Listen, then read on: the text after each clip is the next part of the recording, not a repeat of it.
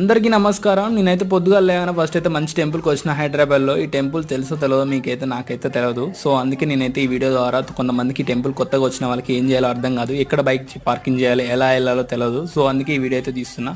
ఈ వీడియో అలాంటి వాళ్ళకైతే ఉపయోగపడుతుంది అనుకుంటున్నా. సో అందుకే ఫస్ట్ అయితే లోపలికి రాగానే బైక్ పార్కింగ్ అయితే చేయాలన్నమాట. ఈ నుంచి ఎంట్రీ ఉంటుంది. ఎంట్రీ నుంచి లోపలికి పోయినాక జస్ట్ 10 రూపీస్కి అయితే మనం పార్కింగ్ అయితే తీసుకుంటారు. జస్ట్ కార్ అయితే 20 రూపీస్, బైక్ అయితే 10 రూపీస్ అనమాట. లోపలికి దర్శనం అయితే ఇలా ఉంటుంది అనమాట. చాలా మంది అయితే వెళ్తారు అనమాట ఇందులోకి. ఇక్కడ అయితే మనం అయితే ఏ కోరిక కోరుకున్నా మన కోరిక తీరుతుంది. అందుకే పెద్దమ్మ టెంపుల్ అంటే ఒక స్పెషాలిటీ అనమాట. ఇక్కడైతే కైన్స్ అయితే నిలబెట్టినప్పుడు మనం ఏ కోరిక కోరుకుంటే ఆ కోరిక అయితే మన పక్క తీరుతుంది. నేనైతే కోరిక కోరుకుని 3 కైన్స్ అయితే నిలబెట్టిన. తర్వాతకి అయితే 3 రౌండ్స్ అయితే తిరిగిన గుడి చుట్టూ. తిరిగిన తర్వాత అయితే దర్శనానికి అయితే లోపలికి అయితే వెళ్ళిన.